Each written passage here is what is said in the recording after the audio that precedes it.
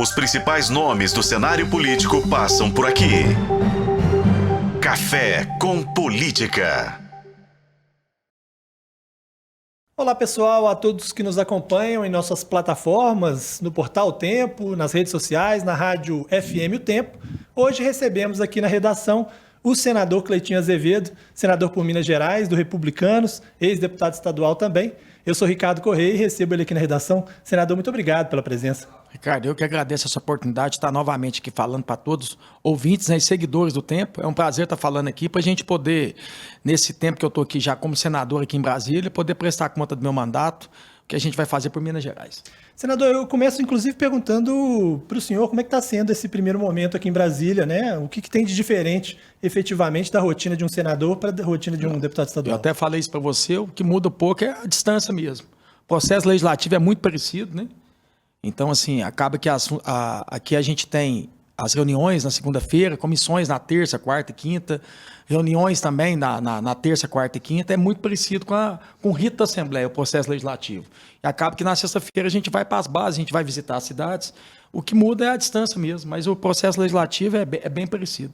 Agora, a gente vive no país, né, ficou isso muito nítido na eleição, um processo de polarização tremenda, né? As pessoas estão aí o tempo inteiro brigando por cada pontinha, por cada discussãozinha, como se fosse realmente uma discussão de Fla-Flu, né? Vamos dizer assim.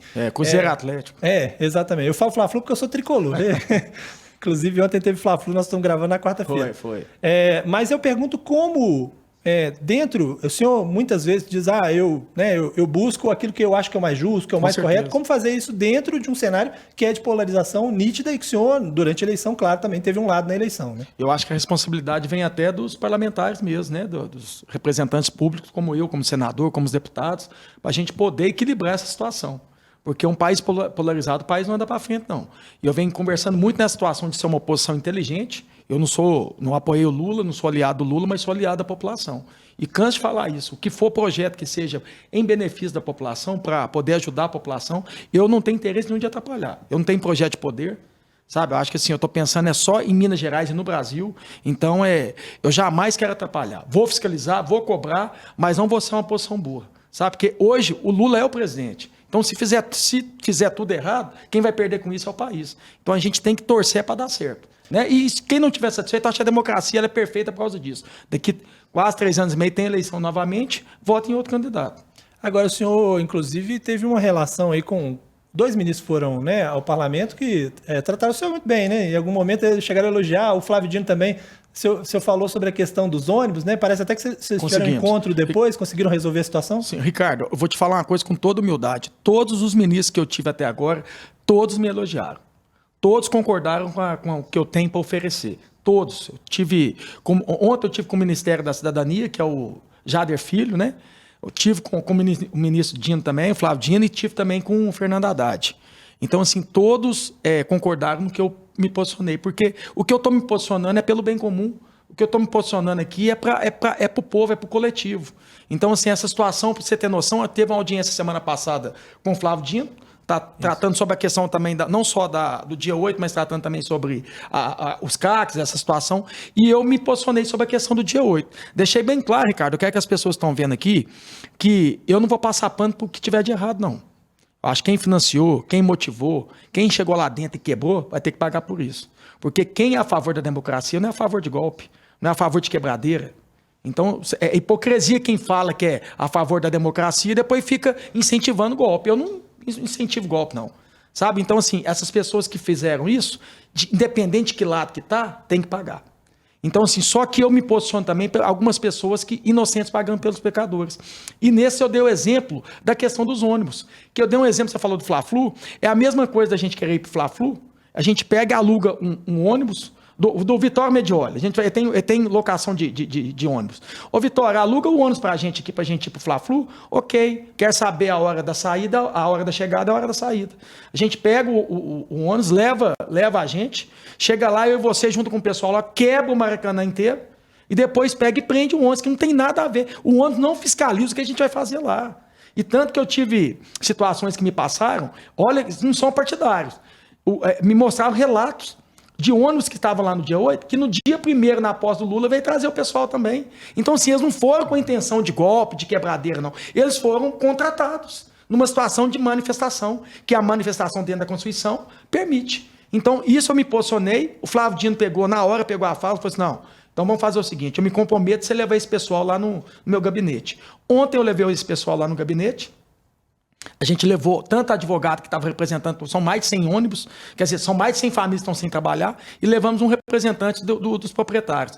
Relatou, o Flávio Dino entendeu, falou assim, vamos fazer o seguinte, vamos pedir o mais rápido possível à Polícia Federal para fazer essas perícias dentro desses ônibus, tanto tudo ok, os ônibus estão dentro da legalidade, a Polícia Federal vai encaminhar para o Alexandre de Moraes para poder liberar os ônibus, parece que deferiu agora que será liberado. Então, assim, eu acho que é uma questão de ser justo.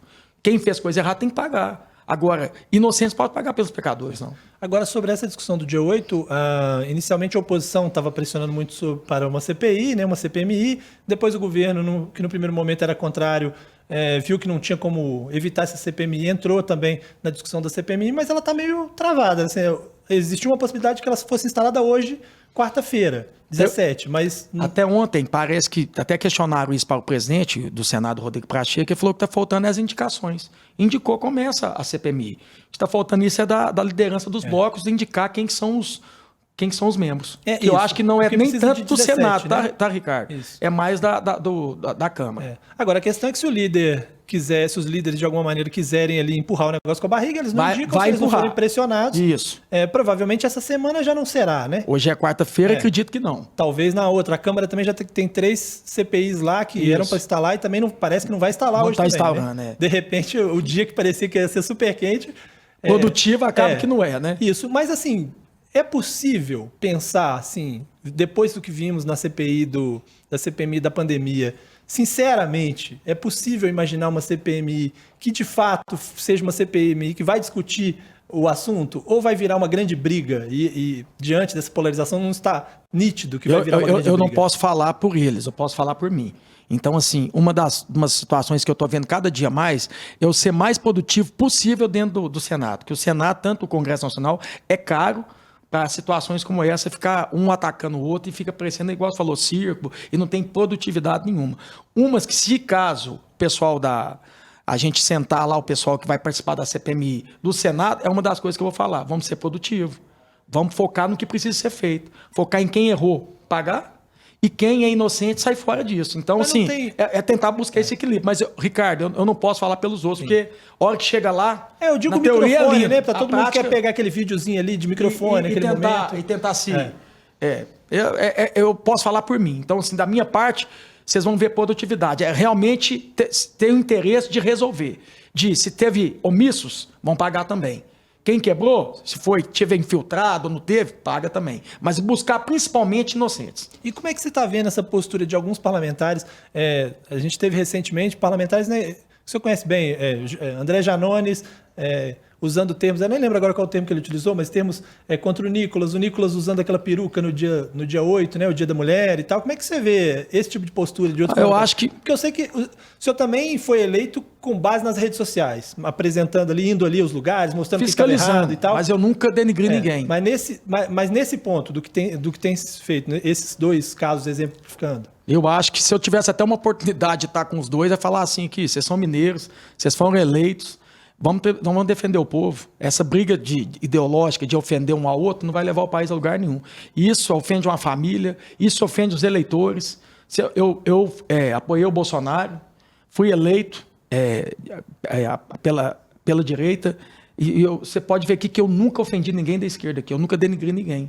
Porque eu tenho uma consciência de saber que os eleitores de esquerda que votaram no Lula também é meu patrão e paga meu salário. Inclusive, eu sei que tem eleitores do Lula que votaram em mim. Então, vocês nunca vão ver numa situação, por mais que eu não votei no Lula, não apoiei o Lula, eu denigri algum eleitor. Eu não tenho essa postura, não. Eu acho que nós, parlamentares, deveríamos ter, no mínimo, respeito com o eleitor e com a população, independente da questão ideológica. Depende se ela é de direita, de esquerda ou de centro. Eu posso não concordar com algumas situações, mas eu vou usar sempre o respeito. Vocês não vão ver nunca na minha rede social situações como essa de denigrir alguém, de ficar com gracinha, desejando mal para os outros. Eu sou cristão.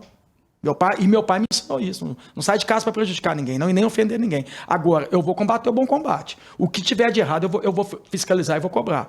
E até vejo algumas pessoas até falando assim, o Cleitinho está fazendo isso agora. Ricardo, você me acompanhou como deputado estadual, eu acredito que muita gente me acompanhou como deputado estadual. O que eu mais fiz durante a minha função como deputado estadual foi fiscalizar. E o governo que era o governo Bolsonaro, o governo do Zema. Quantos lugares eu entrei em galpão que estava almoxerifado com equipamentos parados, tanto do governo que era do Bolsonaro, era do Temer, era até da época da Dilma, do próprio Zema, a Copasa, gente. Quantas vezes eu falei de Copasa e CEMIG? Quem que era o governador? Era o Zema. Mas eu sempre fui independente. O que é isso? O que era bom para o Estado, eu sempre valorizei. Eu vejo a política assim. Para mim, a política é assim, tem que ser feita assim. O que é bom, a gente vai valorizar. A gente vai tentar ajudar. Agora, o que eu achar que eu tenho que questionar e cobrar dentro do respeito, eu vou continuar fazendo isso. E é o que eu estou fazendo. E eu acho que, então, eu acho que é uma situação do André, do Nicolas, é uma questão de amadurecimento, de refletir que essa postura deles, nessa questão de denigrir um ao outro, não vai levar o país a lugar nenhum. E tanto o eleitor do Nicolas e tanto o eleitor do André não está satisfeito com uma situação dessa, não. Né? De ambas as partes. O eleitor do Nicolas não fica satisfeito com as ofensas do André e as situações que o Nicolas também passa para o André também, os eleitores do André não ficam satisfeitos. Então, se nós formos eleitos pelo povo, a gente pode até, com várias situações, não concordar, o Nicolas e o André. Esse aqui eu não concordo, tá? As ideias não batem, mas o respeito tem que prevalecer. Porque se a gente foi eleito pelo povo, a gente tem que defender o povo. Então, acima de qualquer coisa, é o povo. É Deus e o povo. Aproveitando, como é que é a sua relação, né, que chegou agora a Brasília por primeiro mandato como senador, com esses parlamentares que já estão aí há muitos anos, muitos deles vinculados, fulano de tal é do Centrão, fulano de tal é da velha política e tal. Como é que tem sido essa relação entre vocês? Eu falei isso ontem com um seguidor meu que me questionou, falou assim, mas você estava lá com o Flávio Dino? Eu falei, quantas vezes eu precisar estar com o Flávio Dino para cobrar coisa para o povo, eu vou. Eu não estava lá brincando com ele, eu não estava conversando fiado, eu não estava fazendo nada para mim, eu estava fazendo ali defendendo a população. O pessoal que estava preso injustamente. Então, quantas as vezes precisar de eu ir no Ministério, do Haddad, se precisar ir de Lula para pedir as coisas para o Vale de Jequitinhonha, para o Norte de Minas, dentro do meu respeito, do meu amadurecimento como político, eu vou procurar. Eu não estou alinhando com coisa errada, eu estou pedindo coisa para Minas. Eu tive 4 milhões e meio, quase 4 milhões e meio de votos. Eu tenho que correr atrás das coisas para Minas Gerais. Hoje o presidente é o Lula. Hoje tem senador que está lá para projeto ser meu aprovado, se ele é de esquerda, ou de direita, ou de centro, eu tenho que procurar ele. Vocês não vão ver eu procurar para fazer coisa errada, Ricardo. Agora, eu vou procurar porque eu tenho que ser produtivo, tenho que ser efetivo. Hoje mesmo eu tenho uma reunião com o presidente do Senado, Rodrigo Pacheco, porque eu pedi essa reunião com ele para poder pautar os meus projetos. Eu já protocolei, se eu não me engano, quase 20 projetos nesses quase 4 meses. Eu quero que meus projetos sejam apreciados, entrem em comissão e sejam votados. Qual que o senhor considera que é o mais importante, o prioritário para o senhor nesse primeiro momento? Eu vou te falar porque eu bati na trave com ele, na Assembleia. Eu fiquei muito decepcionado, não vou falar decepcionado, mas não ter conseguido passar esse projeto em segundo turno. Que esse projeto é a questão da Copasa, que é uma pauta que eu sempre bati, eu acho que a população está sendo roubada, Ricardo, eu provo isso, tanto que eu falei isso na cara do presidente da Copasa, e eu não tive nenhum processo e não fui preso por falar que a Copasa está roubando. E eu provo, Ricardo. A Copasa conseguiu, porque tinha a questão da coleta de lixo e o tratamento de esgoto.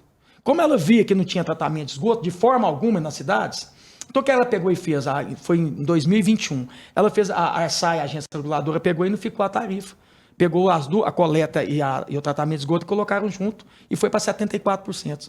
Eu vou te dar um exemplo da minha cidade. A minha cidade de Divinópolis cobrava 50% da coleta. Quando unificou para 74%, aumentou mais 24%. E não tem o tratamento de esgoto.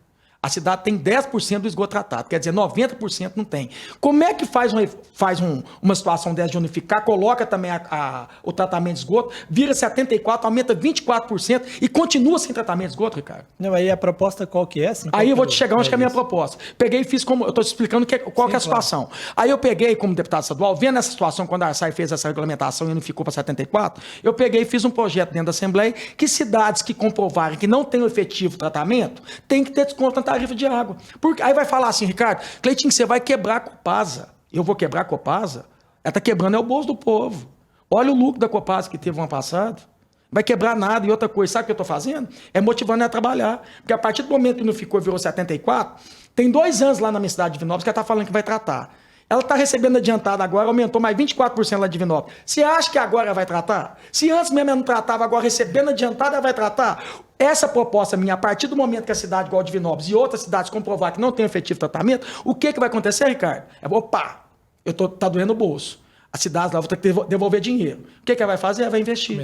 Começa a investir. Aí eu passou no primeiro turno. Você vai lembrar disso ano passado, em agosto, passou, acho que se não me engano, antes um pouquinho da eleição, julho, a gente passou no primeiro turno, veio a eleição. Aí para tudo.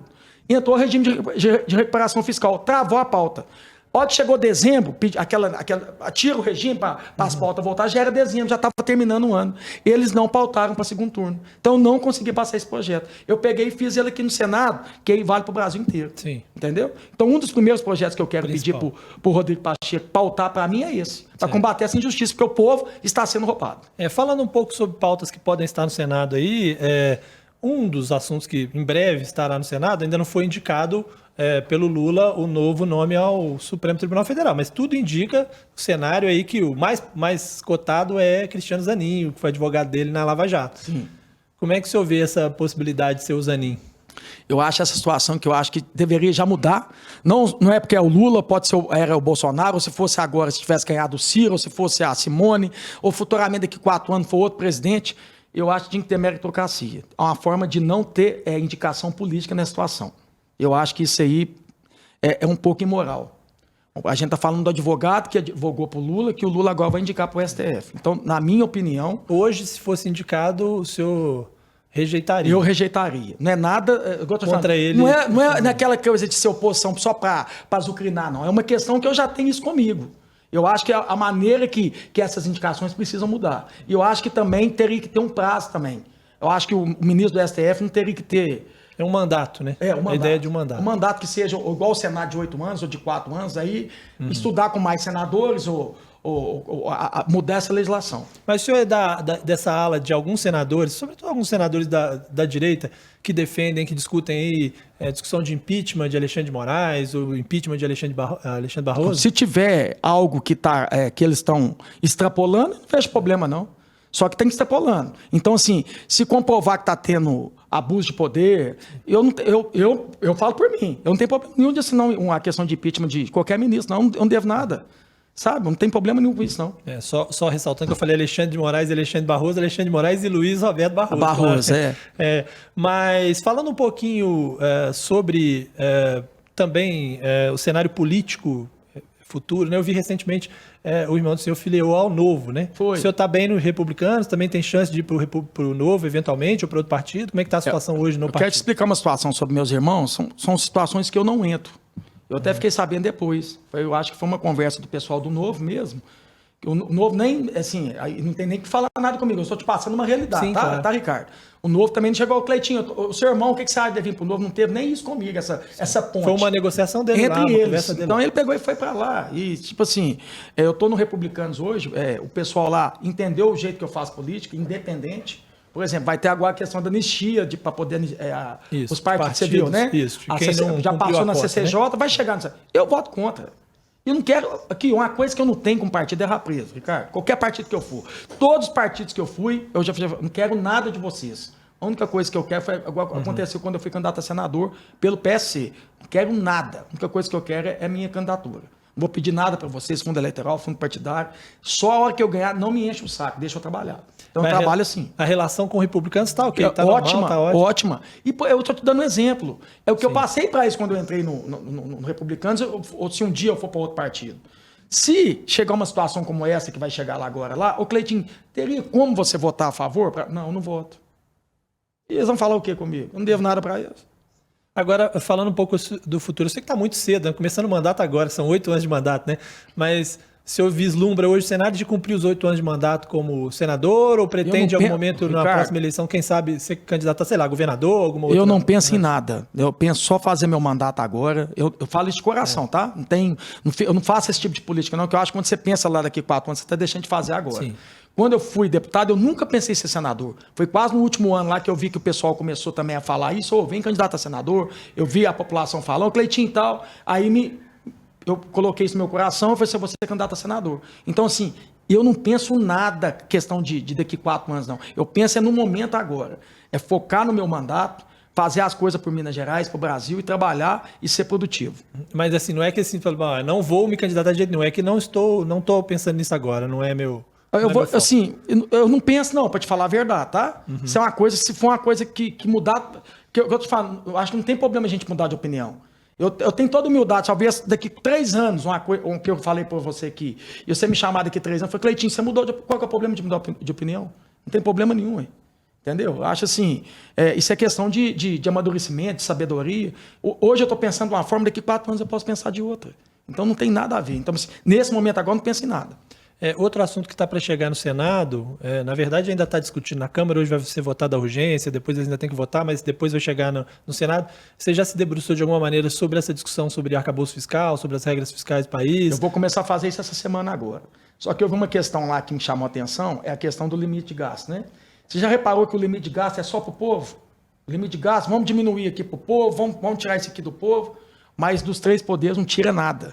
Então a gente vai começar... Você diz essas benesses aí. Mas aonde que eu quero chegar para você? Eu vi até lá uma parte que eu vi, acho que eu vi pela imprensa, que entra também a questão de não ter aumento de salário de servidor, não sei se tem questão de concurso. Então vou ver agora com a minha assessoria jurídica, vou começar a trabalhar isso essa semana agora, se a gente consegue uma emenda dentro do arcabouço fiscal também de congelar para a classe política, penduricalho.